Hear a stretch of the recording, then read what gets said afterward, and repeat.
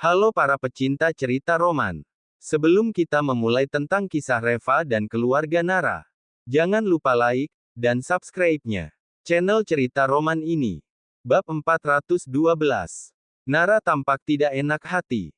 Tiger, itu tidak sama.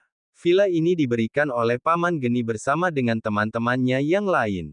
Sedangkan kau memberikan barang yang sangat berharga ini sendirian saja. Ini terlalu banyak. Tiger tertawa, Direktur Su, tidak bisa dikatakan seperti itu. Si tua Geni dan yang lainnya mengumpulkan selusin orang untuk berinvestasi hingga nilainya mencapai 2 miliar. Sedangkan aku sendiri sudah menginvestasikan 1 miliar lebih.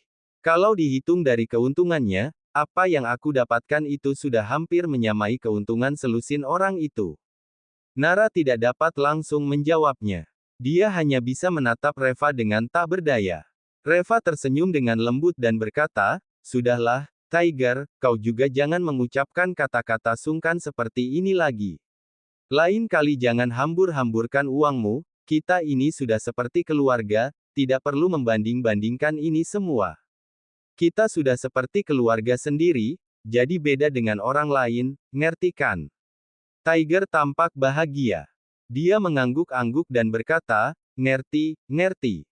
Nara tercengang. Dia ingin Reva menolak kedua jam tangan itu. Tetapi dia tidak menyangka Reva malah langsung menerimanya begitu saja. Dengan alasan bahwa jangan membuat Tiger merasa malu. Bukannya seharusnya mereka yang merasa malu. Dia tidak tahu bahwa Tiger senang sekali hingga hampir terharu. Ucapan yang Reva katakan tadi itulah sebenarnya yang paling penting untuk Tiger. Tiger meletakkan kedua portfolionya di sini dan mengucapkan sampai jumpa. Dan tidak lama kemudian Axel dan Alina datang ke sini setelah Reva dan Nara baru saja masuk kembali ke dalam rumah. Halaman rumah ini sangat besar. Itu cukup untuk memarkir 3-5 buah mobil, seperti sedang bermain saja. Axel menghela nafas dengan penuh emosional. Alina merasa sangat senang. Tentu saja, aku tadi sempat bertanya kepada pengelola properti di sini. Villa ini adalah villa yang paling mahal di sini. Halamannya sangat luas, mungkin sekitar beberapa ratus meter persegi dengan 2 garasi di dalamnya. Kalau hanya diparkir beberapa mobil, bukankah itu benar-benar seperti sedang bermain-main saja? Kau lihat kolam renang di sebelah sana, indah sekali. Hana juga bahkan lebih bersemangat. Ma, nanti aku akan menelepon teman-temanku dan mengajak mereka melihat kolam renang rumah kita. Setiap kali selalu bercerita kepadaku bahwa mereka mengenal orang kaya yang rumahnya ada kolam renang. Sekarang aku akan membiarkan mereka lihat apa itu yang dinamakan orang yang benar-benar kaya. Alina mengangguk. Ya sudah seharusnya. Berapa banyak orang yang meremehkan kita dulu. Sekarang, biarkan mereka melihatnya sendiri. Axel, aku telah memutuskan, nanti setelah barang-barang aku selesai dipindahkan ke sini, aku akan mengajak teman-temanku berkunjung ke sini. Axel mengangguk-angguk, itu sudah pasti. Kita kan pindah ke rumah baru, jadi setidaknya harus mengundang beberapa teman-teman kita untuk berkunjung dan mengobrol. Nanti kita makan malam di rumah, aku juga akan menelepon teman-teman lamaku. Ketiga orang itu sudah tidak sabar untuk memamerkannya di depan teman-teman mereka. Lalu tiba-tiba Hiro bertanya, "Hei, mengapa muncul 2 mobil di halaman?" Ketiga orang lainnya menoleh dan melihatnya. Tatapan Hana langsung tertuju kepada Maserati putih itu lalu dengan tertegun berkata, "Mobil ini sangat indah sekali. Itu adalah Maserati Quattroporte. Salah satu sahabatku sering pamer bahwa dia kenal dengan bos wanita yang mengendarai Maserati. Wah, mobil ini keren sekali. Kalau bisa mengendarainya, aku pasti akan senang sekali." Dengan antusias Hiro juga melihat Mercedes-Benz Type Big G. Semua pria pasti tertarik dengan kendaraan off-road seperti ini. Alina yang tidak mengerti soal mobil bertanya dengan heran. "Apakah mobil seperti ini sangat mahal?" Hiro mengangguk, "Sangat mahal. Masing-masing mobil ini jauh lebih mahal daripada Panamera yang kau beli sebelumnya." Mata Alina langsung berbinar-binar, "Benarkah? Pantas saja tampak indah sekali. Ini mobil siapa? Kenapa diparkir di halaman rumah kita? Mobilnya belum ada plat mobil. Baru dibeli. Hana tersadar lalu dengan cepat berkata, "Ma, jangan-jangan ini juga diberikan oleh para bos-bos itu. Si tua geni dan teman-temannya memberikan rumah.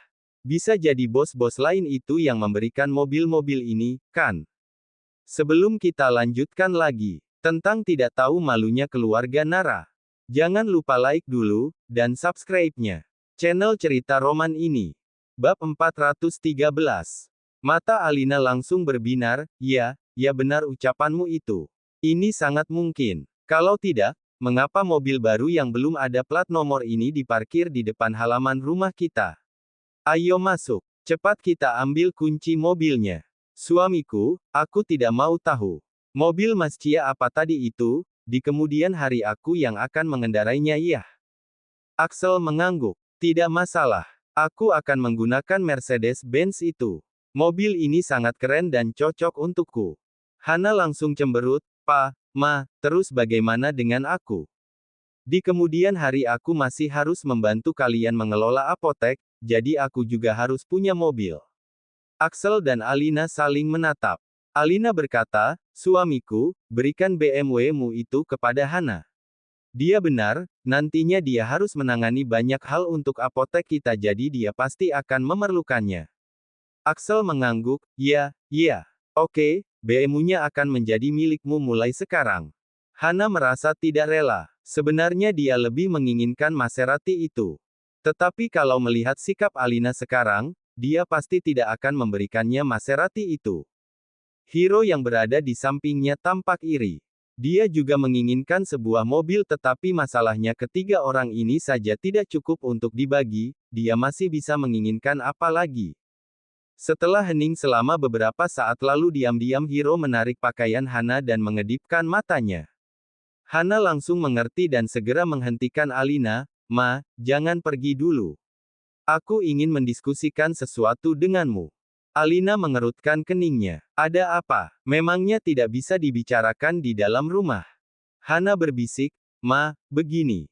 Aku lihat si Kenji itu juga tidak akan memberikan uangnya kepada kita lagi.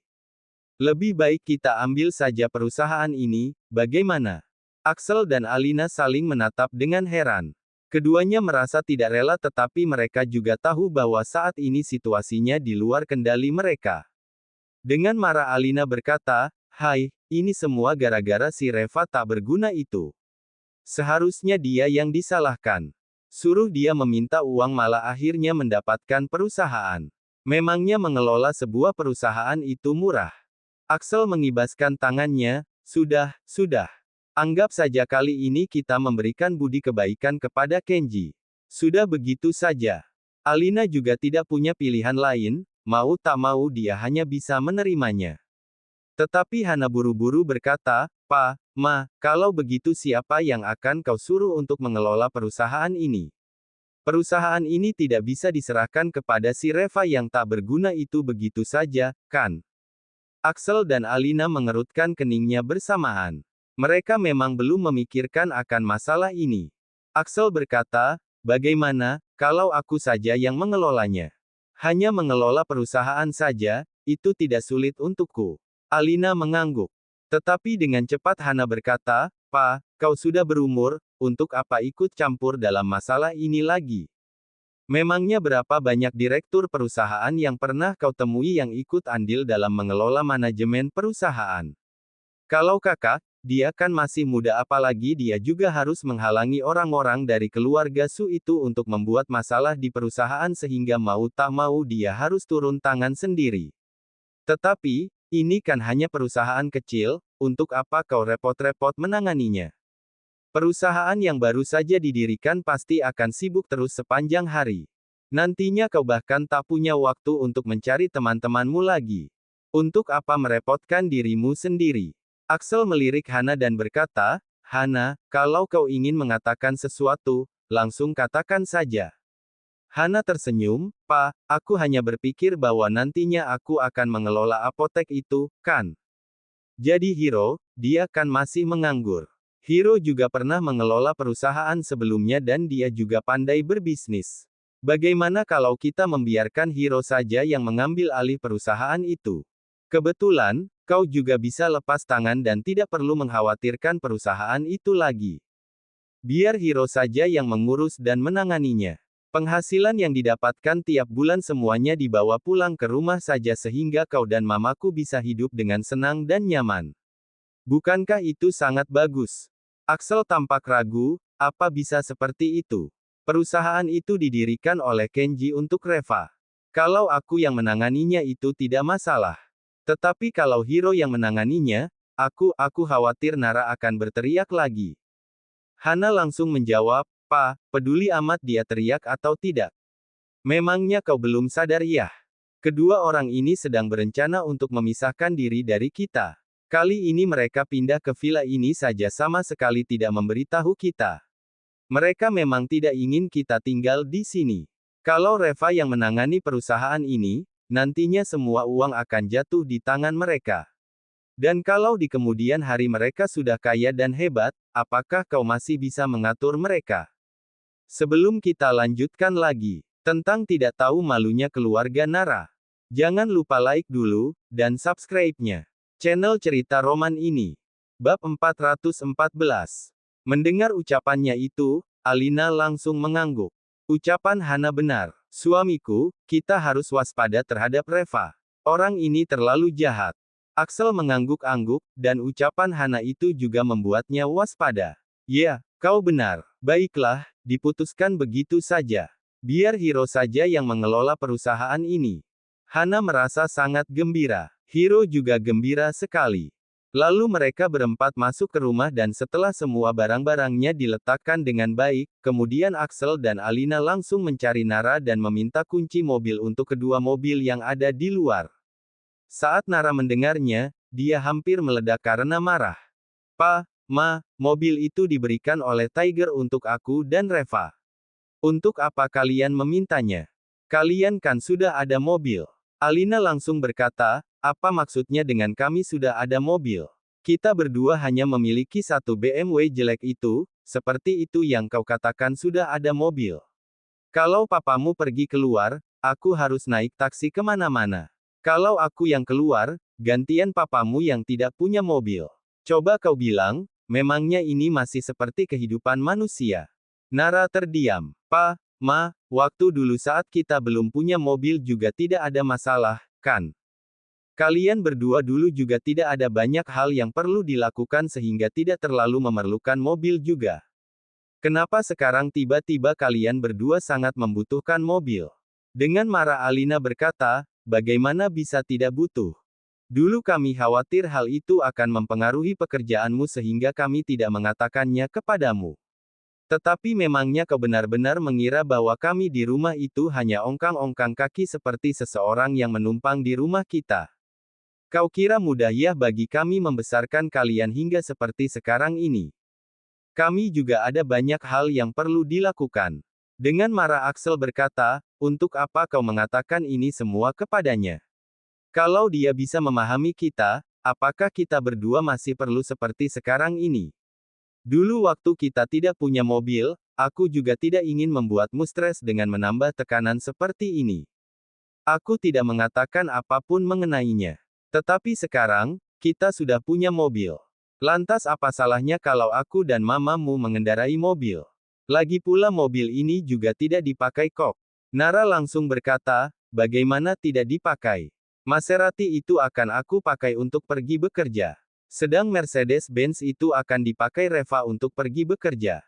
Alina langsung menjawab, "Reva pergi bekerja menggunakan mobil. Untuk apa? Dia bisa menggunakan sepeda listriknya. Apa tidak takut orang-orang menertawainya karena menggunakan mobil mewah seperti itu ke tempat kerja? Kau tidak merasa malu tetapi papamu dan aku tidak mau menanggung rasa malu ini." Nara tercengang, mengapa orang-orang akan tertawa kalau menggunakan mobil ke tempat kerja? Alina menatapannya, "Menurutmu, menantu sampah yang menumpang di rumah kita bias-bisanya memakai mobil mewah yang bernilai jutaan dolar untuk pergi kerja. Kalau sampai didengar oleh orang lain, apa yang akan mereka katakan mengenai keluarga kita? Mereka akan bilang putriku sudah tergila-gila dengan menantu sampah ini. Dia hamburkan uangnya demi suami tak bergunanya itu. Membeli mobil mewah untuknya sementara keluarganya masih harus naik taksi kalau kemana-mana. Nara, walaupun kau tidak mempertimbangkan reputasimu sendiri tetapi setidaknya kau harus menjaga reputasi kedua orang tuamu. Nara terdiam, logika macam apa itu? Mobil Reva ini diberikan oleh Tiger. Apa hubungannya dengan menantu yang menikah ke keluarga kita? Dia mendapatkannya dengan kemampuannya sendiri. Alina langsung mendengus dingin, mendapatkannya dengan kemampuannya sendiri kau bilang. Hah, siapa yang tahu? Orang-orang tidak tahu apa yang telah dia lakukan. Yang hanya mereka ketahui adalah dia menikah ke dalam keluarga kita dan kau membelikannya mobil mewah. Nara, gosip-gosip yang dibuat oleh orang-orang itu menakutkan. Nara masih ingin berbicara tetapi Reva mendahuluinya dengan berkata, Nara, dari sini ke RS sangat dekat. Aku bisa menggunakan sepeda listrik untuk ke sana. Alina langsung bertepuk tangan dan sambil tersenyum berkata, lihat kan, Reva memang lebih pengertian. Nara, kau harus banyak belajar dari Reva. Nara menatap Reva dengan tak berdaya. Dia tahu bahwa Reva tidak ingin membuatnya susah hati jadi dia memilih untuk mengalah. Sebenarnya, itu hanya salah satu alasan Reva yang tidak ingin dia merasa susah hati. Alasan lainnya Reva masih tetap ingin bersikap sederhana saja karena dia masih harus mengembangkan kekuatan secara perlahan-lahan.